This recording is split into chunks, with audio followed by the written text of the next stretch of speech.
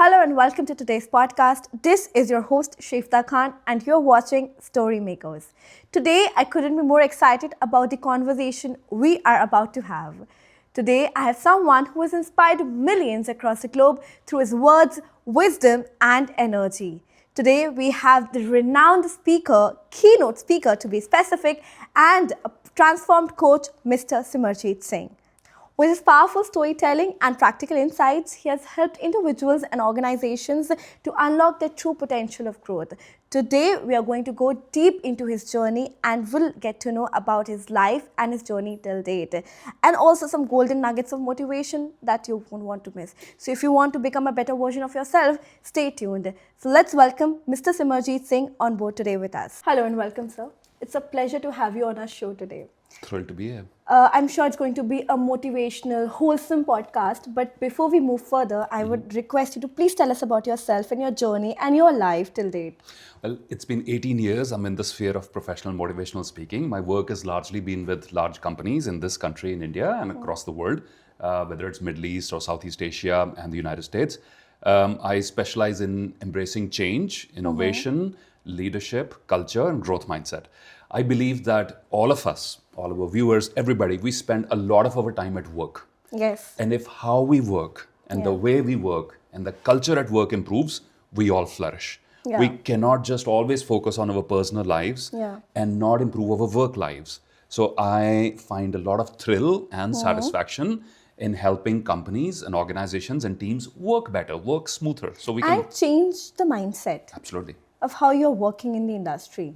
Well, this was your initial thing to do in your career, or you have come from somewhere else and now you're doing it as a motivation? I have come from a lot of different places. Lot of different places. Now we want to know what all places you have come from. So it started with 10+2. After I came back from the gym, I'm sleeping. My friend comes and wakes me up. Let's go to Chandigarh. There is a test there. And we'll roam around. But there's a test. It's called Hotel Management Entrance Test. Okay.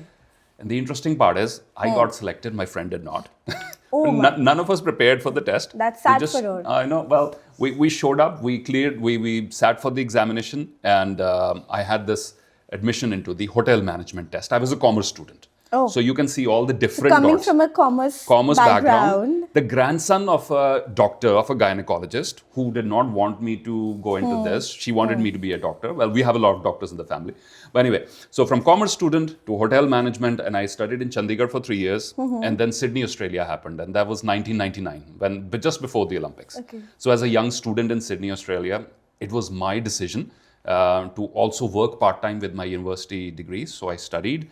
And I also worked in all sort of jobs, all the way from being a security person to being a night station attendant at gas station, all sort of jobs I've done to support myself, selling life insurance on the phone and things like that. And I think all those experiences add up. And then I spent 8 years, 9 years in the hospitality industry with some of the leading hotel companies in the world. To name a few. The Marriott International, Grand Hyatt, and so many others. And I lived and worked in the UK, the United States, Dubai, and Australia, of course. 2007, because a lot of patriotic movies were coming out at that point of time. We had 2 movies on Bhagat Singh, and I wanted to come back. And so one day you realized, okay, let's go back home. It was not a one day. It was not a one-day realization. It was building up. It was building up. You know how you feel. It's somewhere back in your mind that I do not want to spend the rest of my life here. So 2007, I think I took a step. I said, I'm going to leave my job, pack my bags, move back to India. Jalandhar is home for me. Okay. And it raised a lot of eyebrows. A lot of people went, huh, really? I like it. Yeah. Why are you coming back? And what will you do here? And, no opportunities here. No, that wasn't there were opportunities, but they could not digest the fact that if you've spent 8 years abroad, you've made a career for yourself. Correct. I would be general manager of a property in a couple of years' time. That was going to be my next step. Everything is safe and stable. And people want to do this. This is the city in which there's a huge queue outside the passport office at 4 a.m. in the morning. And you're coming back. But I think that was one of the most important and most critical decisions of my life. And life-changing moment. And life-changing moment for me. And I went on to this new path. And I started with a desk and a laptop, and I started with what was available in the neighborhood with local colleges, local schools. I approached them, and then local businesses, and then we launched our website. And the moment we launched our website, everything changed. It was a boom. It was a boom from other parts of the country. So where we were just geographically operating in the radius of the 200, 300 kilometers. Right. Suddenly we had queries coming from all over. And then I did my first speaking engagement in Bangalore after that. And then international speaking engagements happened, Bahrain and Saudi Arabia and Nepal and other places. And then onwards now, I mean, I have spoken to more than 80 nationalities in the last 18 years. We count some of the leading companies in this country among our clients, more than 350 of them. My largest audiences have been Global Patidar Sammelan happened in Ahmedabad. We had 4,000 people in the audience. Singapore, I spoke to the Singapore Chinese community, again 3,000 to 4,000 people in goodness. So from those sort of events to small intimate gatherings, Okay. the desire always has been to make a difference, to share what I've learned. My goodness, quite a lot journey, roller coaster ride it was. Well, but what made you transition from a hospitality department to coming into motivational journey, motivational speaking, gatherings, and talking to people? What was that transition? I have never been a person who was like Introvert. I have been an introvert. So I'm an You have ambivert. been an introvert too. Right. Too much happened in your life. Right. No, I mean, which means that I was not naturally inclined to go on stage and grab a mic. Okay. Some people think, you had it within you. No. I was shy. I still am at many points of time. You still are? But it's your desire to make a difference. I know. When you feel there is something strong and it must be said, you overcome that, little thing. So what made me switch was boredom. I think every young person, whenever you feel that the spark is missing in your life, sit down with yourself, pen and paper, and find out if this is not working well. What else? What should I do? And is there a plan? And there are options. And this is 2025. There are more options than there were in 2007, which is 18 years ago. I'm not trying to tell you my age, but We just guessed it right. there are more options today than there were 18 years Yes, absolutely, ago, right? absolutely. Follow your heart. And this economy allows us to earn as well, to support ourselves as well, no matter how new that profession might be. And you have to be, if somebody has to be the first one, right? And only then others will follow. Correct. Yeah. But we are talking about your journey and how much you have achieved till date. But if one advice you would like to give to your younger self, for all the viewers who are watching, you just motivated all of us to do so many things at one time, and you're not there at one place. You're switching, and you want to do more. I don't know what else you have in your bank for the next 5 years, and lot. I can't wait to actually find it out. But one advice that you would like to give to your younger self, what would it be? And for all the viewers who would like to know this. Let's go with the viewers first. The one thing that I believe in is if the person who loves walking goes further than the person who loves destinations. It's the journey that So matters. fall in love with walking. Destinations will happen. Because we're so obsessed with destination. I want this X amount of money in my bank. I want this. And what will you do the next day? Somebody asked me, sir, you're currently at 1.6 million subscribers. I think you deserve more. We deserve more. and then he said, but you should have 10 million. I said, listen, what will happen when I have 10 million? I will still dress up. And I will still have an aspiration of getting 100 million. Okay, yeah, maybe, but my day is not going to change significantly. Yes. I will still dress up. I'll still show. I'll still do what needs to be done. The routine is going to be the same. Yeah, that's right. And certainly I will not stop working just because I've hit a landmark. So fall in love with the journey, the process. That's one. Advice to younger self would be patience. There have been, I think you enjoy a journey more if you're more patient. Let's say you're going on the Shatabdi from Jalandhar to Delhi, right? Or from Delhi to Gwalior, wherever. Let's say 4 or 5 hours journey. You know how long it's going to take, right? Yeah. Because you know it's going to take 4 hours, you're not looking at your clock again and again. And we're chill. You're enjoying, you're watching movies, you're chilling out. In life, we have no idea where we're going to go, right? That was just a motivational speech you just gave. My goodness, because we don't know how much time it's going to take. That's why we are impatient. That's why we are always curious to know what's going to next happen in our life. And we are just doing things because we are not settling at one place. And we're not believing in the flow of life. And we are correct, and not believing in the Almighty as well, because He has planned something for us. And things get better. Things get better. Yeah. We all, I can say this with confidence, all of us today are living the life that we dreamed of 5 years ago. Absolutely.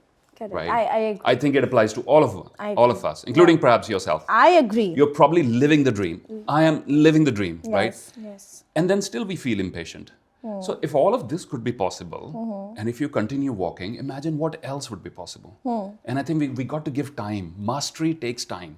Mastery of anything is not free. Correct. Any profession you pick, whether it's Bollywood stars or sports persons, you don't see the sweat and the blood and the toil and the number of hours that go into it. So keep doing your part, keep showing up. Yes. People don't show up. Or they don't show up 100%. That's a challenge. They'll just drag themselves to work and they don't put in their 100%. Put in your 100%, show up every day and see where that takes you.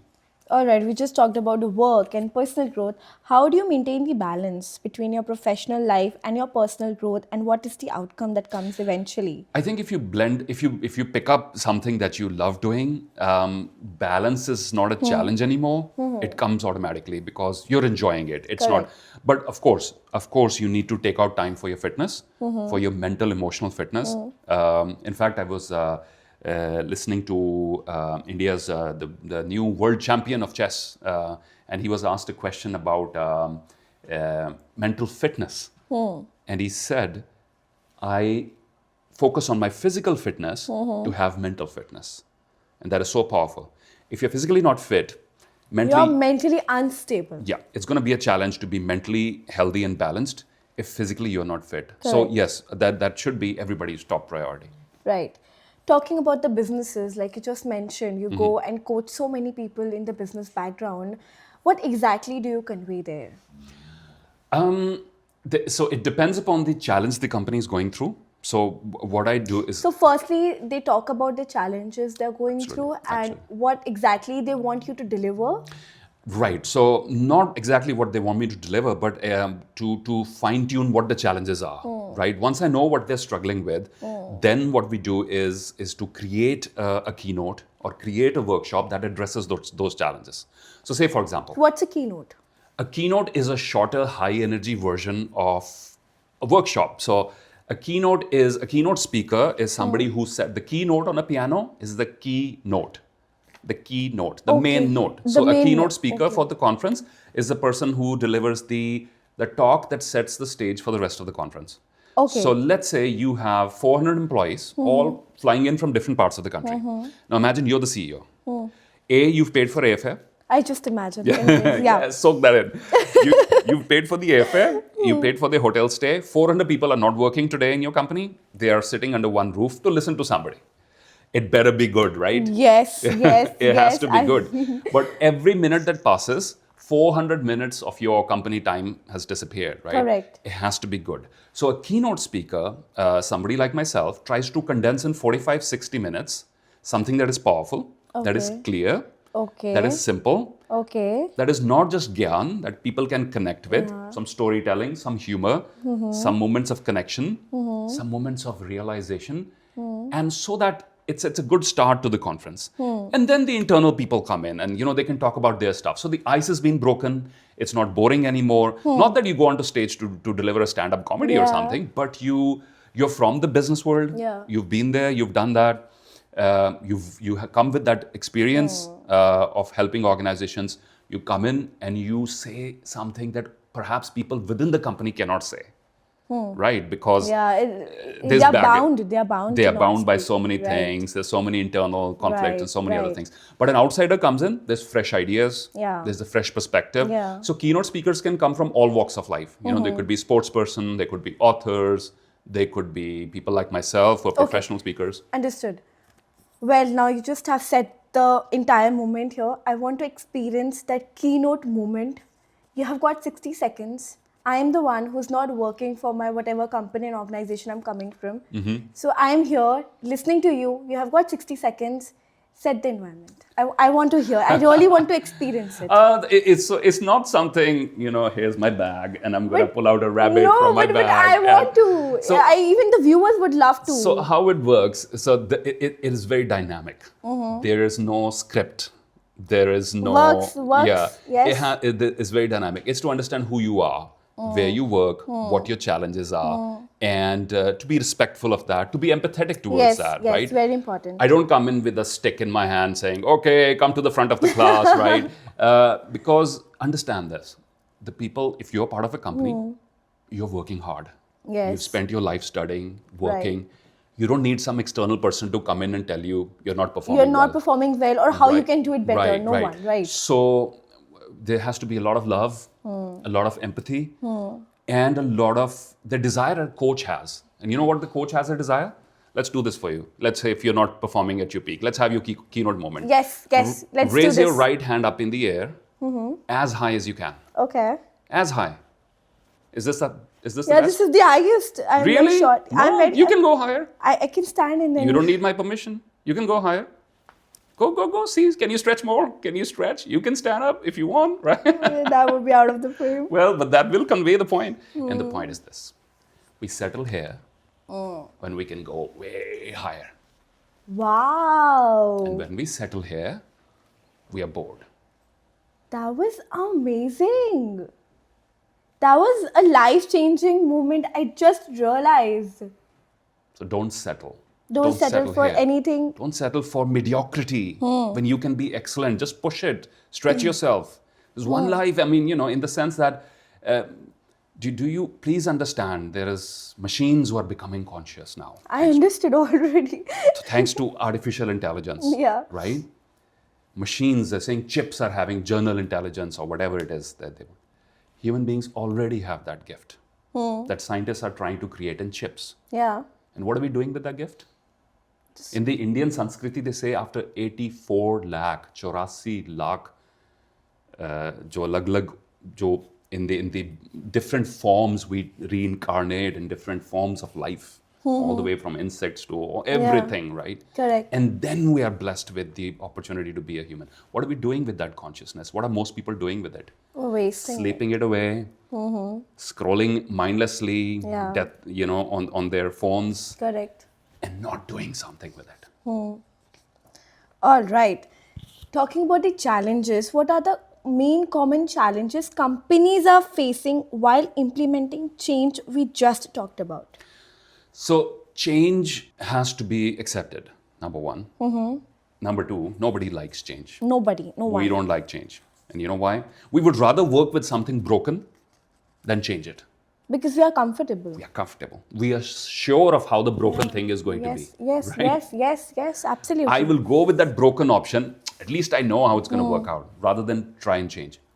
However, history is proof that if we don't change, if companies and people don't change, and companies only change when people change. You see, company is not an entity in itself. Yeah, a team is not an entity. A cricket team, we can't say the cricket team will change. Only when the players change, the team changes. Team change. And their dynamics change, right? And it's automatic. It's automatic, provided their dynamic changes, provided there is leadership. And it's very important to have leadership. Peter F. Drucker, the famous management thinker, he said, in the absence of leadership, only three things happen. And that's confusion and friction and underperformance. For everything else, we need leadership. There's this whole movement around autopilot, leave your business in autopilot or... No. If you heard this announcement on your plane which says, ladies and gentlemen, this is your captain speaking. I'm working from home today and this plane is on autopilot. Oh my God. No way. You're not going to fly that plane, right? You will not. You say, I don't want to be on this plane. Not happening. Yet, many entrepreneurs leave their companies on autopilot. Auto mode, yes. Many leaders leave their companies on auto mode. Many parents leave their families on auto mode, right? The kid is going to school, he'll get educated. Why does he need the parent, right? Correct. So they say, I should spend more time at work. Many people leave their lives on auto mode, right? And it's wrong. It has to be intentional. So talking about change, there has to be intention from the top to embrace change. The top, the leaders must live that message. Everybody, there should be a culture of experimentation, which small firms have. There's this new technology, let's try it out. Correct. There's this new software, let's try it out. New trend maybe, let's talk about trend. Yeah. Let's try this out. Yeah. Elon Musk, if today he's known as one of the top entrepreneurs and, with SpaceX, yes. when SpaceX perfected vertical landings, and that was, should look up on internet, it was a beautiful thing. Well, beautiful and sad. Their rockets would collapse every time they would try to do a vertical landing. And why they needed vertical landing? Because they wanted to bring the cost of space travel down. Okay. Said, okay, historically, rockets go out and they're left in space. We're going to bring the rocket back and it will land vertically so we can reuse it. Vertical landing, they would have, and their rockets would fall and blast. And you know what will happen to their stock value? It'll go down every time. Did the guy stop? No. He kept going. They tried it on land, they tried it on sea, moving those little drone ships, and finally they made it happen. The end outcome is space travel cost has come down a lot. What does that mean for you and me? The change was important, the necessary change. Experimentation and change are important, yes, right? yes. So if companies can have large companies, see, every large company started with a garage, whether it's Apple or Google, all these big companies, Amazon. There's still a photo of Jeff Bezos sitting on his desk. They said we were packing books. The first orders came in, small team, everybody on their knees, they were packing books. And you know what Jeff said? He said it in a speech. He said, my knees hurt, maybe we should buy some track pads. Just like the hockey players have the track pads. Yeah. To which his delivery driver, who was not a Stanford, Harvard graduate, said, sir, no, we don't need track pads. We need a table. We need a packing table so we can all stand and pack. Yes. Every large company started with a garage. Yeah. Yet once they become successful, they're like, no.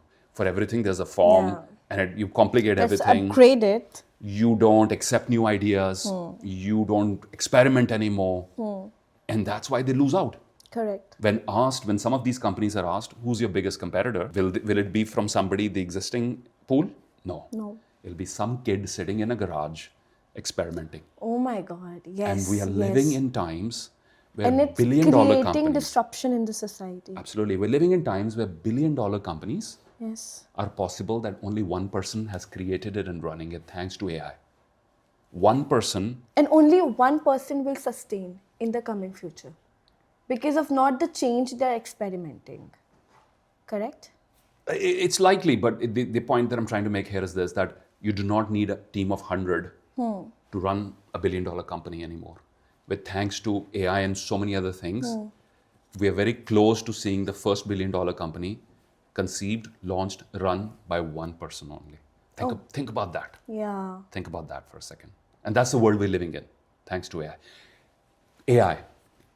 The conversation everywhere is about AI. Yes.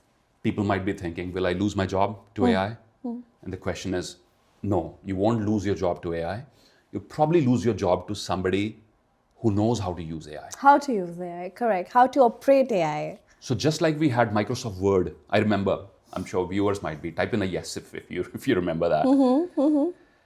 There was a time when Microsoft Office came on 8 floppy disks. Acha. You would not have seen those times. And I have 8 floppy disks. We're loading Microsoft Office. And I was learning MS Office.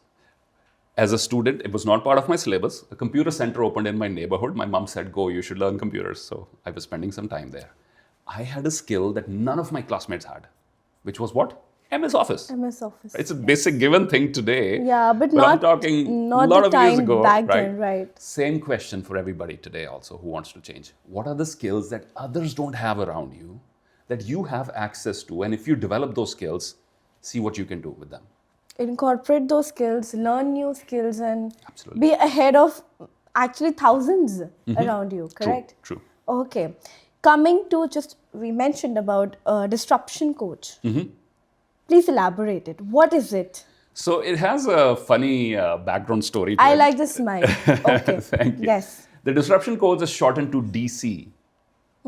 Right? My grandmother wanted me to clear UPSC and become a DC, a deputy commissioner. Right? I could not do that. Okay. But to honor her memory, when there was this moment of how do I brand myself in terms of the work I do, I chose DC. DC. Disruption coach. Okay. Shortened, it becomes that. Well, that's on a lighter note. But on a serious note, disruption is happening everywhere, and change is what people are most afraid of. Correct. I read this somewhere. I think it was Grover Cleveland, the author, who said, "A good captain's ability is tested not in stable waters. It's how he leads his ship in the storm." And now we are in stormy environments. Geopolitical, right? Look what happened when every time there is some big change that happens in the US, how the world reacts to it, and geopolitical uncertainty. We had COVID coming some years ago. Really, the entire world stopped. We have artificial intelligence. It's just the beginning of AI. When electricity was invented, it was first used to light bulbs Correct, just for lighting. Correct. Electricity penetrated every aspect. Yeah. When the internet was everywhere. invented, it was first used only for exchanging emails, and then internet penetrated every aspect. AI is just the early days. It's an infant, and it's growing faster than any technology. Now, we don't know what's going to happen in 5 Next, years, yes, how our yes, lives yes. will change, right? Correct, Whether you correct. will have a real Simerjeet Singh sitting here and talking to you, or a digital avatar, doing the never talking. know. You never know. You'll have, even they're experimenting with stand-up comedians, jokes delivered by AI. They call it the lol bot. Wow. So at that pace of change, disruption is always happening. And leaders are most, when disruption happens, what is the first reaction? Like people take a step back. I'm not sure what to do. And they're not prepared for the disruption. True. And just like this little turtle sitting here, they go in a shell. People go in a shell when there's a lot of uncertainty, and that's dangerous. So I help leaders and companies embrace change, not just embrace change. See, if everybody is doing what you should be doing, you're the one to adopt it, you're the last one to adopt it, you don't have any advantage. Let's say you're 5 people in the same business, and everybody has a website. Yeah. The website is now a requirement, Correct. not an advantage. Right. Same way, so you have to not just embrace change, you have to lead change. As business leaders, as individuals, you should be the first one to say, in our classrooms, attendance is not marked by teachers anymore. Our teachers focus only on teaching. Attendance is taken by an AI system. Digitals and yeah. You know how much time they'll save? Correct. 10 minutes in a 60-minute class, if that is saved by an AI program, the 10 minutes teacher can have A good conversation with a student. absolutely, which is needed. Because education is not just about transferring information. It's about a good conversation, as you said. Well done, well done. Well, now you deliver so many speeches with, so many companies. You just mentioned, how do you make sure that every time you are going on the stage and it is fresh and it is new to the audience who are listening? So 2 things. I love creating experiences more than speeches. So you deliver your experiences? I create a space where they can have an experience more than a speech, because speech they'll forget. So there's a lot of element of interaction, and people, it's not just listening. There's a lot more, which we can't do right now because we're seated. But if you look at some of the live footages, I invite people to participate. So there's an experience. How do we ensure it's fresh? I ensure it's fresh by constantly learning myself, by constantly experimenting, by listening to the leadership team of the company, Okay. by understanding where they want to go, by understanding what their challenges are, Correct. by meeting some of the people beforehand, by keeping it simple, because On a lighter note. Yes. yeah, on keeping it simple on a lighter note. So there's humor, of course. They say humor is the shortest connection between 2 brains. Correct. I agree. So, and also simplicity. I try not to complicate it, because none of these things are complicated. I feel it's if you want to prove how educated you are, you will complicate things. Correct. But most of the things in life are pretty simple. So we keep it fresh by constant learning myself. I participate every year in conferences where I'm not delivering talks, I'm But just learning. and Yes. absorbing. Absorbing. and sitting, Correct. And yeah. seeping it down. Well Do you know, said. you'll find it very interesting. The Japanese have a philosophy, it's called the beginner's mind, I think I've heard about it. right? Yeah. And what it says is, even if you're an expert, behave like a beginner. Which means you're not letting your ego Come forward. come in the way, come forward and in the way of your learning process. The day you say, I've learned it all, You're gone. that's the beginning of your decline. Yeah, And that's the disruption happening in your life. true. Well said. Well, now let's just say tomorrow I wake up and I want to be a motivational speaker. Let's just say. You can let's do just it. Assume, You can do it. Thank you. Let's just assume, maybe yes, what are the skills required, or anyone who's watching and wants to be like a disruption coach, a DC, or a keynote speaker, how can someone begin their journey, skills required in this entire process, and can sustain in this field? Sustaining is in, day out work, 24/7. Is it very difficult? Like there's a lot of competition. It's a diverse field, so it's not that everybody has to gripe the bite from the same pizza, right? Yeah. However, you cannot be laid back in this thing. You have to constantly push yourself. Okay. Because you're the one who's asking other people to push themselves, right? Correct. So it's like, so how does a young person who wants to be, well, we created actually a whole series on YouTube, how to become a motivational speaker, and there's tons of videos we created. Oh, have you? Yeah. And we keep sharing it Okay. on our channel. It's free of cost, go watch those. But more than that, I think people come into this for the fame or the money and all those things. I'd say if that is your target, don't do it. Your target should be service, upliftment of other people, to add value to other people. And satisfaction to self. That'll be the end outcome. If you're doing your part, satisfaction will happen. Correct. Right? Do not chase money or fame or social media likes. If you're coming into this field, what happens is trends start, and the trend kicks in and everybody wants to be a coach. All right, so this one is very interesting and very personal for the people who are watching. For example, there are 100 people who are just hired by a single company and they're in the same organization and they want to get ahead of the other 99 who are with them. How can they, do it? Simple stuff, right? Which is... Ain't simple, but yes. Ain't simple. And simple is always difficult. Yes. Simple is difficult. Yes. Complicated is easy because, you don't have to take action. Simple things you have to take action. Show up on time. Number one, show up on time. Respect the time of other people, of the company that has hired you. Dress up well. Yeah. When you dress up well, it's not about being a show-off or something like that. I believe that's the first and the most important step because that's the point where you are gaining confidence about yourself. True. And it shows you respect yourself. Yeah. If you respect yourself, then you respect other people. Number 3, work when you work and play when you play. Don't mix the two, right? Somebody's hired you. They believe in you. It's your time to shine. So do that, Prove yourself. You don't have to. Number 4, don't merge with the herd. If everybody else is saying, let's not, do it this way, let's do it. Think originally. And maybe you might get fired. And that's okay. But there's always a room for new opportunities. Absolutely. And you never know that decision might take you somewhere else. Number 5, if you've just left college, don't believe it's the end of your education. Acha. College education is over, but a new one has begun. Keep learning every day. How can they learn? Oh, why not? YouTube? When they're commuting, if every person is at least spending 30 to 40 minutes commuting. Listen to some podcasts, online free courses, YouTube, read a book, do something, continue learning. The biggest fallacy is college is over, I don't need to learn. Oh my God, there's not a bigger mistake you can do with your career. Correct. Keep learning, attend conferences, network, ask other people, have mentors, continue learning from them. And finally, I'd like to say this about a young person who started. You have to not just embrace change, you have to be the one to lead change. So find out what is happening in your environment. And what new you can do. Challenge is, most people develop a tunnel vision. You know what tunnel vision is like? Blinkers on. I'm only looking in one direction, right? Correct. Which is required sometimes. But you also need to have a wider vision. What is happening in other fields? Can I learn from them? And that is called a peripheral vision. Look around you and learn from the environment. Who's doing what? True. What companies need most these days, innovation, creativity, critical thinking, communication skills. And leadership. Work on your communication skills, please. I've seen great people who cannot express themselves properly. And the greatness remains here. It has to either come out in words, written or verbal. Learn to express yourself. There is so much inside every one of you.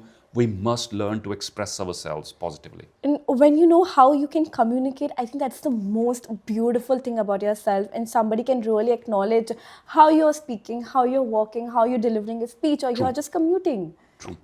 And communication is not about English. Let me also tell everybody who's watching. Yes. Just because a person can speak good English does not mean they're a good communicator. In any language, in Hindi, Urdu, Punjabi, Bengali, if you can express your ideas, you are a good communicator. I think you are a poet too. Well, I don't write poetry myself. I read poetry. Yes. But you acknowledge all the other languages. Of course. And that's very important when you are a speaker and you're commuting with so many other people from all over the world. True. English is a language that helps us connect to the rest of the world. And Hindi and our vernacular languages, Punjabi, Marathi, that is where our literature is. जहाँ हमारे ग्रंथ हैं, हमारी संस्कृति है, वो सारा कुछ उन्हीं भाषाओं में है. Absolutely. And a person who forgets his roots can be uprooted very easily. Correct. So go and conquer the world and do what you need to do, but don't forget your roots. Forget your roots. Yeah. Well said, well said. Now we have come to an end of the podcast, and I don't want you to let go of all this, but we'll meet next time. But before going, I want you to please tell me, the last question is, top qualities that separate leaders from average ones. Oh, that's a good question. I think the good leaders and average leaders, number one, the difference is commitment Commitment towards whatever you're doing. Okay. I was listening to CM Yogi Adityanath ji Ji. just day before yesterday, Ji. and his commitment to making the Mahakumbh successful was clear in every word. He knew the numbers on his fingertips. This day, these number of people came in. Yeah. This day, these number of buses came in. He is somebody who's in the middle of all this, not sitting isolated somewhere. So good leaders and great leaders, the difference is the level of commitment to what you're doing, right? And I say this to everybody watching, your biggest enemy is boredom. Lack of commitment only happens when you're bored. Yeah. So try to make sure that you're keeping your job interesting every now and then. The next thing that separates them is the ownership. Okay. Great leaders take ownership. They take the blame when something goes wrong. Yeah. They don't shift the blame. Right, Say, right.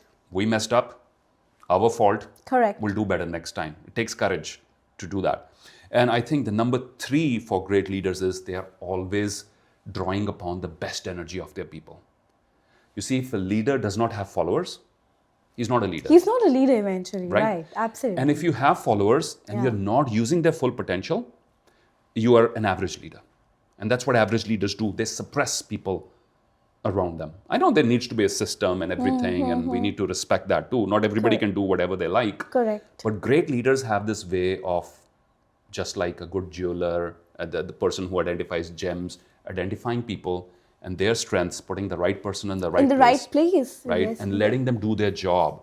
Yeah. Micromanagement kills creativity. And when I walk into some companies, I can tell when I walk in that there is micromanagement happening here, extreme micromanagement. Right. Because even before people laugh, they're looking at the boss.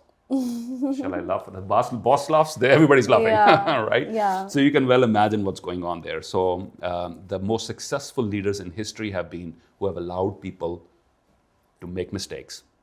Oh, beautiful, beautiful. Yeah, and to learn from them, but to continue doing something, as long as the direction is clear. And this is Yeah. what leaders do. They clarify direction. Wonderfully said. Well, that was such a motivational, powerful, wholesome video, podcast, whatever you want to say. That was so motivating. I think that was a word of thought that I personally needed and required in my personal life. And I'm sure so many people are watching. I think they feel some energy now. If you know what I'm trying to say. Whatever you have said, whatever examples you have mentioned, that was so apt and so accurate for the society, for the people, and you knew what and where people are going wrong in life.